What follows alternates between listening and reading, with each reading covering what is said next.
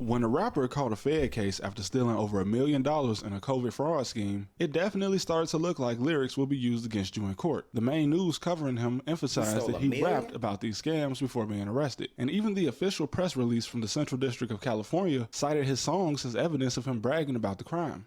I got a shot at the Donald Trump. So sweet, we had 1.5 land this week. 1.5 land. In 2024, when the Young Thug trial ended, people started to think that song lyrics don't hold any weight in court. But that will be overlooking two very important points. One, Young Thug did not beat a case. He got sentenced to 15 years probation because he pled guilty. That's not what beating a case means. Beating a case means you're acquitted or found not guilty, not being put on probation until 2039. And also the fact that this case was a state case, not a federal case like the scam rapper. Now you could argue that the scam rapper dude was going to get caught anyway. I mean, he's from Memphis, but when they caught him, he was living in the Hollywood Hills. Not exactly an affordable place to live, and he definitely went from Memphis to the Hollywood Hills overnight, which was probably suspicious. Different states do have different laws regarding this issue. For instance, New York tried to pass a bill making it so lyrics couldn't just be taken as evidence unless proven, but it only passed through the Senate and not the Assembly. It hasn't even been delivered to the governor, so it definitely is not a bill that passed. California actually did pass a similar bill in 2022, and it probably would have come in handy for the scam rapper in the Hollywood Hills had he just waited 2 more years to get caught. But I'm just kidding, because it wouldn't have mattered anyway, since California didn't charge him. It was the feds. I've seen attorneys cite the Bob Marley song "I Shot the Sheriff" as an example of why lyrics shouldn't just be taken at face value. Obviously, Bob Marley didn't shoot anyone, and in fact, his wife claimed the song was actually about Bob not wanting her to take birth control, and he just replaced the word doctor with sheriff. But even if you live in a state that makes the prosecutor go the extra mile to prove that your lyrics are actually a true telling of events, that doesn't mean you should be making music about something that could be investigated, especially not something that would be considered a federal crime. When Mike Posner dropped the song "I Took a Pill in Ibiza," he was telling a true story on how he fell off and then took a trip to Ibiza, where he got recognized by some random guy, and this random guy offered him a pill, and he took it. Not only did he admit this in interviews, but Ibiza is a party island, so it's not like this kind of story would be far-fetched. But this notably isn't something that the police or the FBI would investigate and build a case on. It's called "I Took a Pill in Ibiza." I never thought they'd play it on the radio. You're someone taking ecstasy in the first line. A guy taking a pill on a party island is a petty crime. But anything involving media can be used against you in the right circumstance when it comes to a serious crime. Like the felon who was arrested after police in Racine, Wisconsin watched a music video on Facebook where this guy who's a felon was holding a gun. Now pay close attention to how the legal paperwork is worded.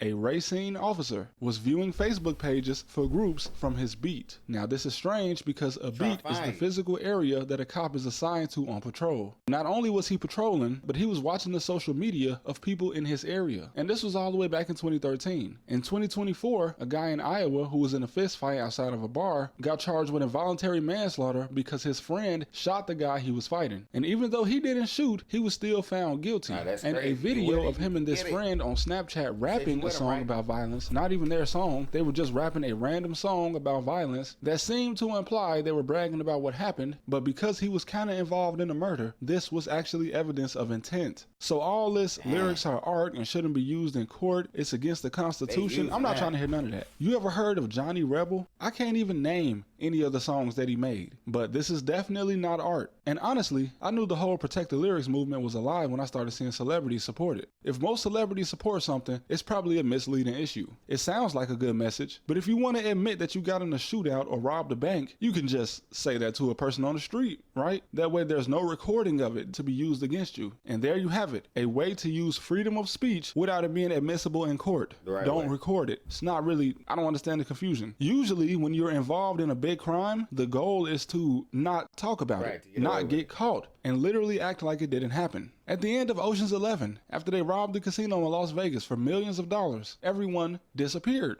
right? This scene was symbolic. There shouldn't even be a debate on whether song lyrics can be used in court or not, because if you commit a crime, you shouldn't be talking about it anyway, so this shouldn't even be an issue to be defended. That makes as much sense as me going outside and randomly shooting in the air, and then when I get arrested, I claim that the police are violating my right to bear arms. You know why they didn't charge Bob Marley after he made that song? Because he didn't actually do anything. I'm not saying you can't tell a story, like Mike popping a pill in a foreign country. You can even make up a hypothetical, just a completely made up story in your song. If you say you robbed a bank, but you know damn well you didn't, you don't have to ever worry about getting charged with robbing a bank. Unless, of course, you rob a bank and then rap about it. Most of the time, when lyrics being used in court comes up, it's for a rapper that's actually guilty. Even people that nobody ever heard of, because there have been so many cases around the United States where unknown ass rappers have had their unknown ass music videos played in court. Everybody should have learned with Bobby Shmurda. In 2014, he did like 7 years after admitting to crimes on a song. And many of the guys he mentioned in this song got longer sentences than him. Tay-K, you guilty, bro. They said they played the music video for the race in court. Like, oh man, bro. You was holding the wanted poster. You see what I'm saying?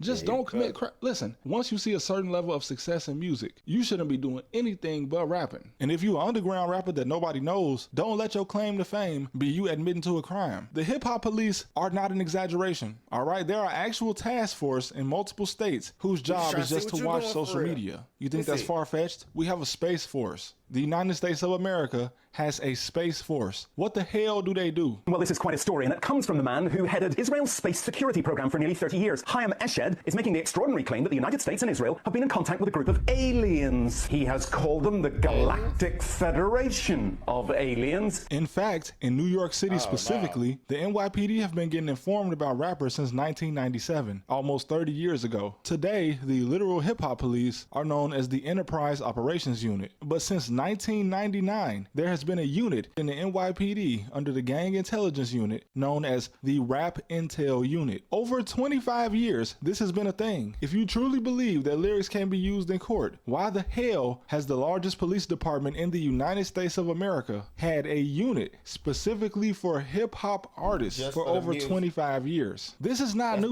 The internet creates a dangerous perception where a lot of people that are under 25 think that, oh, I'm seeing this for the first time, so it must have just started happening. But what people forget is that these people get paid to take stances on a cause. Sure, Eminem did drop a mixtape in the 90s where he kind of alluded to putting his baby mama in the trunk and then driving the car into a lake or something, but had he actually done that and then still dropped his mixtape, he would have went to jail for it. But because it was a made up story, there was nothing to charge him with. And the same people that be worried about this also forget that when it comes to things like murders in the streets, there's always more than one person on the scene. What do you mean by that? Well, usually in the hood, when somebody gets shot, it's not just one person walking up alone and doing the shooting. There's usually a car full of people or a group of people staked out somewhere to catch their target. So when one of y'all get caught and the rest of y'all don't, y'all getting told on anyway. Even if y'all didn't decide to start rapping. I don't care how many times they use lyrics in court. Music lyrics will still never beat the record of being snitched on by your own homie. And once again, that problem has the same solution. So stop this, man. I almost consider doing an entire video series on misconceptions in general, not just in music, just in general.